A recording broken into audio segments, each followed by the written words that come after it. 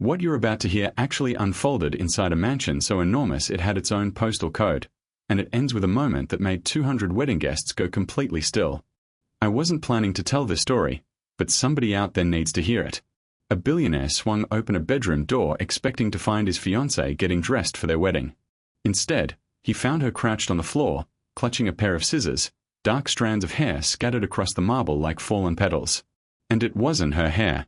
Trust me, you won't forget this one. Hey everyone, welcome back to the channel. Before we get started, tell me where you're watching from and which country you call home. Drop it in the comments. I read every single one. Today's story is about power, pride, and the quiet kind of dignity that money can never purchase. It's about a housekeeper nobody noticed, a billionaire who believed he had everything figured out, and one single moment that tore away the truth hiding behind a grand celebration. I promise you, by the time this is done, you'll be thinking about someone in your own life just a little bit differently. Let's get into it. Some people are invisible in plain sight, until the day the whole world is forced to look at them. Her name was Elena Ramirez, and for 3 years she had scrubbed the floors of the Hartwell estate without a single member of the family ever learning her last name. She was 26 years old, the daughter of a single mother who cleaned houses in Stockton, California, and the granddaughter of a woman who had crossed the border with nothing but a rosary and a photograph of a husband she never laid eyes on again. Elena had grown up folding towels in other people's homes before she ever learned to read her own report cards. By the time she turned 18, she understood something most wealthy kids never had to grasp, that dignity isn't handed to you. You have to hold on to it yourself, especially when no one else thinks you deserve it. The Hartwell estate spread across 11 acres outside of Westport, Connecticut, behind iron gates that parted only for vehicles worth more than most family homes. Marble floors ran the length of the mansion, imported from Italy at a cost Elena could not have fathomed in her wildest imagination. Chandeliers the size of compact cars hung from ceilings. And somewhere in the middle of all that golden glass lived Sebastian Hartwell, the 34-year-old CEO of Hartwell Ventures, a man who had taken over his father's empire and doubled it within 6 years. Forbes had nicknamed him the silent billionaire because he rarely gave interviews, seldom smiled for cameras, and almost never let anyone close enough to know what was truly going on beneath his composed, controlled surface. Elena had crossed paths with him maybe a dozen times in 3 years. He was courteous in the distracted way that powerful men often are, a nod here, a brief thank you there, never quite looking at her long enough to actually see her. She didn't mind. She wasn't there to be seen. She was there to wire money home, to help cover her little brother's asthma medication, to save enough that one day, perhaps, she could return to school and become the nurse she had always dreamed of being. Every night after her shift ended, she would sit in the modest staff quarters behind the garage and write in a worn notebook, not complaints, but small blessings. The way the morning light hit the east-facing windows. A kind word from the head housekeeper. A song on the radio that carried her back to her mother's kitchen. Everything shifted the week Sebastian announced his engagement. Her name was Claudia Ashton, and she swept into the estate like a tempest dressed in couture. She was striking in the sharp, photogenic way that made magazine covers sell. Pale blonde hair, frost blue eyes, a smile that could freeze a room if you studied it closely enough. She came from old money herself. The kind of family whose name appeared on hospital wings and university libraries. To the outside world, Claudia and Sebastian looked like the perfect power couple. Two empires merging into one glittering future. The tabloids called it the wedding of the decade. Elena, along with the rest of the household staff, was simply instructed to make sure everything was flawless for Miss Ashton. Flawless became the most exhausting word in the English language. From her very first day, Claudia treated the household staff the way some people treat furniture. Useful, invisible, disposable. She snapped her fingers instead of using names. She left messes on purpose, the staff whispered, just to watch someone else clean them up. She complained about towel thread counts, about water temperature, about the help walking too loudly in the corridors. Elena kept her head down and did her job the way she always had, because she needed this position more than she needed anyone's approval. But there was something about the way Claudia looked at her, a particular iciness, almost personal, that made Elena's stomach clench every time their paths crossed. Things came to a breaking point 3 weeks before the wedding. Elena had been assigned to prepare the master suite for a bridal photo shoot. Fresh flowers, pressed linens, the good china arranged just so. She worked swiftly and meticulously, the way she always did, taking pride in even the smallest details, because pride was one of the few things nobody could strip from her. She didn't notice Claudia standing in the doorway until the woman's voice sliced through the silence like shattering glass. "You missed a spot," Claudia said, gesturing toward a windowsill that, to any reasonable eye, was spotless. Elena apologized and wiped it again. It wasn't the first time Claudia had invented a flaw just to exercise control, and Elena had learned that pushing back only made things worse. But that day, something in Claudia's eyes was different, sharper, meaner, as though she was hunting for a reason, any reason, to unload something that had nothing whatsoever to do with a windowsill. "Do you know what it's like," Claudia said quietly, almost to herself, "to spend your entire life being compared to people like you? People who smile so effortlessly. People everyone just naturally seems to like." Her voice cracked faintly on the last word. And for one strange, fleeting moment, Elena almost felt sorry for her. Almost. Elena said nothing. She had learned, growing up, that silence was sometimes the most powerful form of strength. But Claudia wasn't finished. She stepped closer, studying Elena's face the way someone examines an insect under glass. "Sebastian talks about you, you know," she said. "Not romantically. God, don't flatter yourself. He just mentions you. Says you're the only one around here who seems genuinely content." She let out a short, hollow laugh. "Do you have any idea how insulting that is? That my fiancé notices the housekeeper's smile more than he notices mine." Elena's heart pounded, but she kept her voice steady. "I'm sorry if I've caused you any discomfort, Miss Ashton. That was never my intention." "I know it wasn't," Claudia said. And for a second her expression softened into something almost human. Then it hardened again, colder than before. "That's the worst part," she said, then turned and walked away without another word, leaving Elena standing alone in the vast, empty bedroom, her hands trembling slightly as she folded the last pillowcase. She told herself it was nothing. She told herself Claudia was simply under stress the way brides get stressed. She had no idea that this conversation was only the beginning, that somewhere behind those frost-blue eyes, something had been set in motion that would erupt 2 weeks later in a way none of them could have anticipated. That night, Elena sat on the edge of her narrow bed in the staff quarters and opened her notebook.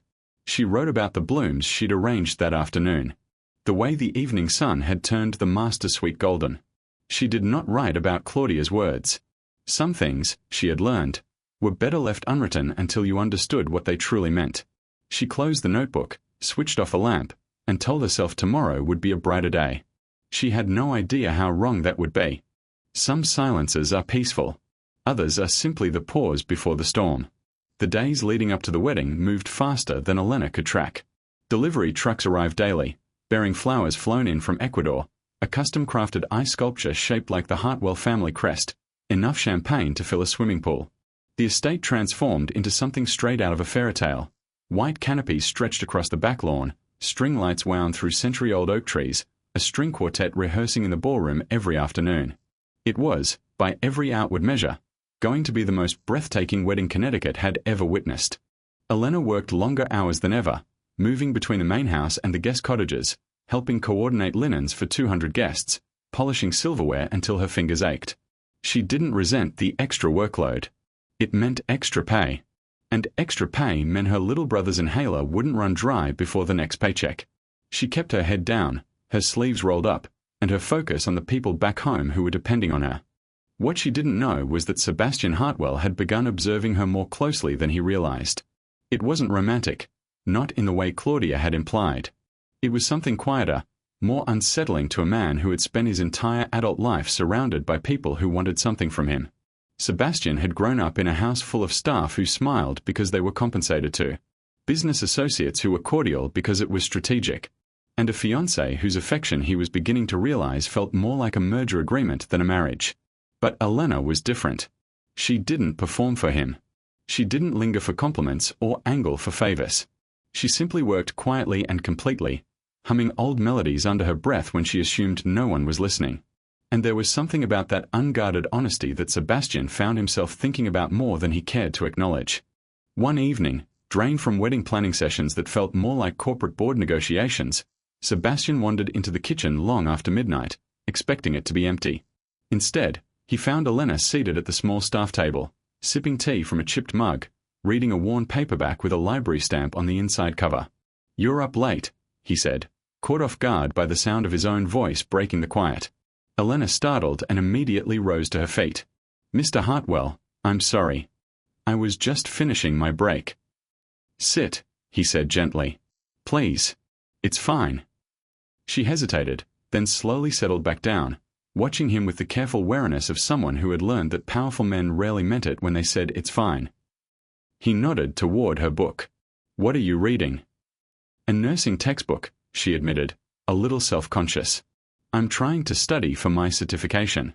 I don't have much free time during the day, so," she trailed off, gesturing at the empty kitchen, the midnight hour. Something shifted in Sebastian's expression, surprise, and something that looked almost like respect. "You want to become a nurse?" "I want to help people," she said simply. Nursing felt like the right path to do that. They talked for nearly an hour that night, about her mother in Stockton, about her little brother's asthma, about the classes she was setting aside money to take. Sebastian found himself speaking, too, more candidly than he had in years, about the burden of an empire he never asked to inherit, about a father who taught him that love and leverage were often interchangeable, about a wedding that felt less like joy and more like an obligation he couldn't quite name. Neither of them said anything out of line. Neither of them crossed any boundary. But something had shifted between them, a quiet, genuine recognition that they had both been lonely in very different kinds of gilded cages. Elena, shaken, tried to explain that nothing improper had happened, that she and Mr. Hartwell had simply talked, that she would never, but Claudia cut her off with a look so venomous it silenced her mid-sentence. "I don't care what happened," Claudia said. "I care what it appeared to be. And in 3 days, when I become Mrs. Hartwell, I will make certain you regret ever smiling at my fiancé." Elena spent that night wide awake, staring at the ceiling of her small room, wondering whether she should resign before the wedding even took place. She thought about her mother, about her brother's medical bills, about the nursing certification she was so close to completing. She thought about pride, that stubborn, quiet thing her grandmother had carried across a border with nothing else. "Dignity isn't given to you," her grandmother used to say. "You hold on to it yourself, even when the whole world tries to take it from you." She decided to stay. She decided to finish the assignment with her head held high, no matter what Claudia threw at her. She had endured worse than a jealous bride. She reminded herself again and again that 2 more days would pass, the wedding would happen, and life would return to something bearable. She had no idea that the storm Claudia was building would break wide open the very next morning, in the one place Elena least expected, in front of the one person whose reaction would alter the entire course of her life. Somewhere in the mansion, a clock ticked toward a moment none of them could take back. Some mornings begin like any other. This one ended a life as everyone at the Hartwell estate had known it. The morning of the wedding rehearsal dawned bright and golden, the kind of flawless New England morning that photographers dream about. Elena arrived early, as always, tasked with preparing the master suite for Claudia's final gown fitting. She moved through her routine quietly, steaming the wedding dress, arranging the vanity, laying out the veil with careful, reverent hands, even though the woman who would wear it had made the past 3 weeks of her life a quiet kind of misery. Claudia arrived an hour later, trailed by 2 assistants and a hairstylist, her mood already thin and brittle. She had barely slept, tormented by the image of Sebastian laughing with a housekeeper in the kitchen at midnight, tormented by a growing, irrational certainty that everything she had built her life around was somehow slipping through her fingers because of a girl who mopped floors for a living. The hairstylist began working on Claudia's hair, weaving in the delicate floral pins that would secure her veil in place. Elena, putting the finishing touches on the room, reached for a vase of white roses on the vanity, and accidentally tipped it, sending a small splash of water onto the hem of the wedding gown laid across the bed. It was nothing. A few drops. The kind of accident that happens 100 times a day in households everywhere. Elena immediately grabbed a cloth, apologizing profusely, dabbing gently at the fabric, which showed absolutely no visible damage at all. But something inside Claudia snapped. She shot up from the vanity chair so fast the hairstylist's comb clattered to the floor. "Are you serious?" she screamed, her voice cracking with 3 weeks of bottled-up fury that had nothing truly to do with a few drops of water. "This is a $12,000 gown. Do you have any idea at all, what that's worth? More than you'll earn in 5 years. And you can't even carry a vase across a room without ruining everything." "Miss Ashton, I'm so sorry. It's just water, it won't stain. I promise you'll what?" Claudia's voice dropped to a dangerously low pitch, which was somehow worse than screaming. You'll fix it? You can't fix anything. You can't even do your one job properly. Her eyes were wild, glassy, years of resentment and insecurity finally boiling over onto the nearest available target. You think you're something special around here, don't you? You think because Sebastian talks to you in the kitchen at midnight, you're somehow more than the help. Elena's face burned with humiliation, but she kept her voice steady. I don't think that at all. It was an accident. I'll clean it immediately. No, Claudia said, and something cold and terrible settled into her expression. I think you need a reminder of exactly what you are. Before Elena could process what was happening, Claudia had snatched a pair of silver fabric scissors from the sewing kit on the vanity, the kind used for trimming lace and thread, and lunged forward, seizing a fistful of Elena's long dark hair. Elena cried out, dropping to her knees from the force of the pull, her hands flying up instinctively to shield herself. The hairstylist gasped and stumbled backward. One of the assistants froze in the doorway, too stunned to react. And Claudia, beautiful, poised, frost-eyed Claudia Ashton, began cutting. The scissors sliced through thick sections of Elena's hair with a horrifying rhythmic sound, dark strands cascading across the white marble floor. Elena sobbed and pleaded, her hands pressed together almost in prayer, too shaken and too afraid to resist a woman who in 3 days would legally control half of one of the largest fortunes in Connecticut. Please, Elena begged, tears pouring down her face. Please, Ms. Ashton, please stop. Maybe now, Claudia hissed, breathing hard, hair clippings scattering across the floor like fallen leaves. You'll remember your place. It was at that exact moment that the door to the master's suite swung open. Sebastian Hartwell stood frozen in the doorway, his hands still on the handle, his mouth falling open in horror at the scene before him. His fiancée, the woman he was set to marry in 72 hours, crouched over a sobbing young woman on his family's bedroom floor, scissors in hand, dark hair strewn across the marble like something out of a nightmare. For one endless second, nobody moved. The hairstylist stood rigid by the vanity. The assistant in the doorway had both hands pressed over her mouth. And Elena knelt on the floor, hands clasped together, tears streaking down her cheeks, looking up at Sebastian with an expression of pure, wordless devastation. Claudia, Sebastian said, his voice barely above a whisper. What did you do? Claudia dropped the scissors as though they had suddenly caught fire. Her composure shattered into something desperate and defensive. Sebastian, I can explain. She ruined the gown. She was being careless. I just wanted her to understand. You cut her hair off, Sebastian said, his voice rising now, shaking with a fury none of the staff had ever heard from him. Claudia, look at her. Look at her. Claudia's eyes darted toward Elena, and for one fleeting moment something like shame crossed her face, quickly overtaken by defensive anger. She's a maid, Sebastian. She's replaceable. I don't understand why you're making this into such a... She is not replaceable, Sebastian said, cutting her off. His voice turned suddenly, terrifyingly calm. Nobody is replaceable, Claudia. Especially not to excuse your temper. He crossed the room in 3 long strides and knelt down beside Elena, unmindful of his $3,000 suit against the marble floor, ignoring his stunned fiancée standing above them, ignoring everyone else in the room entirely. Elena, he said softly, his voice breaking with something raw and unguarded. Are you hurt? Did she hurt you? Elena, still shaking, shook her head, unable to speak through her tears. Sebastian gently helped her to her feet, his hands steady beneath her elbow, his eyes never leaving her face. And in that moment, staring at the wreckage of dark hair scattered across the floor of his family's mansion, Sebastian Hartwell understood, with sudden and devastating clarity, exactly who he had nearly married, and exactly who deserved to be protected. Some moments don't just shatter a silence. They shatter an entire illusion. The room remained frozen for what felt like an eternity. Claudia stood clutching the empty space where the scissors had been, her carefully constructed composure crumbling in real time in front of the wedding staff, the hairstylist, and the man she had spent 2 years positioning herself to marry. Sebastian, she said, her voice rising toward panic. You're overreacting. It's just hair. It grows back. In 3 days we're getting married in front of 200 people, and you're acting as though I committed a crime. You did, Sebastian replied quietly.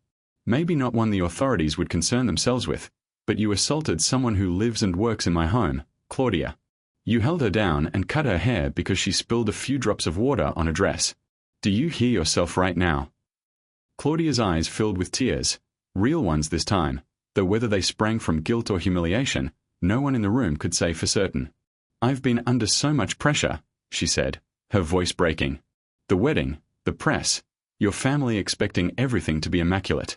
And then I see you in the kitchen with her at midnight, laughing in a way you haven't laughed with me in months, and something inside me just cracked. I'm not a monster, Sebastian. I made a terrible mistake. For a moment, something resembling sympathy crossed Sebastian's face. He had known Claudia for 2 years.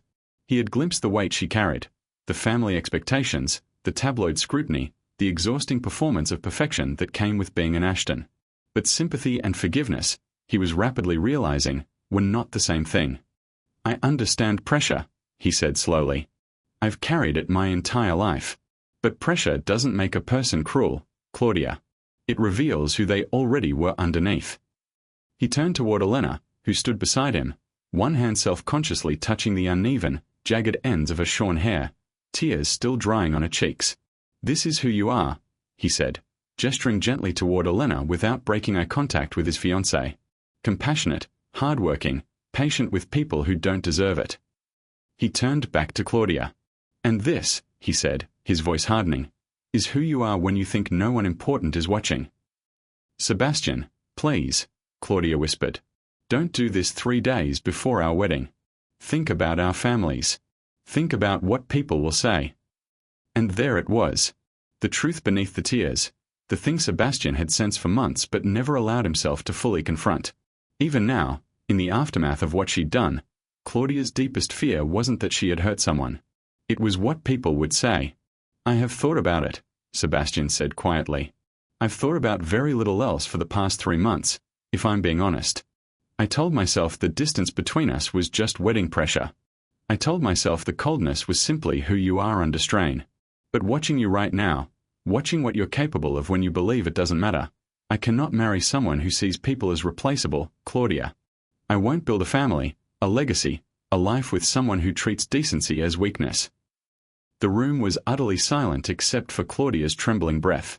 The hairstylist had quietly slipped out. The assistant in the doorway had vanished entirely, no doubt already messaging someone about what she had just witnessed. Elena stood frozen, overwhelmed, wanting more than anything to disappear from a scene that had suddenly grown far too enormous for her to be standing in the middle of. Mr. Hartwell, she said softly, finding her voice at last. Please, you don't have to do this because of me. I'll be all right. I don't want to be the reason you're wedding. You're not the reason, Sebastian said gently, turning to look at her fully for the first time since he'd entered the room. You're the reason I finally saw something I should have recognized months ago. He managed a small, weary smile. This isn't about you, Elena. This is about who I nearly became, a man who allows cruelty to slide because confronting it is inconvenient. Claudia, sensing the ground shifting permanently beneath her, made one final desperate attempt. Everyone will know, she said, her voice sharp now, edged with something close to a threat. Everyone will know the wedding fell apart because of a housekeeper. Do you understand what that will do to your family's name? To the company? The board will have questions, Sebastian. The investors will have questions. Let them ask, Sebastian said simply. I'd rather explain a cancelled wedding than spend the rest of my life explaining to myself why I chose to stay silent. He turned to one of his security staff, who had appeared in the doorway drawn by the commotion.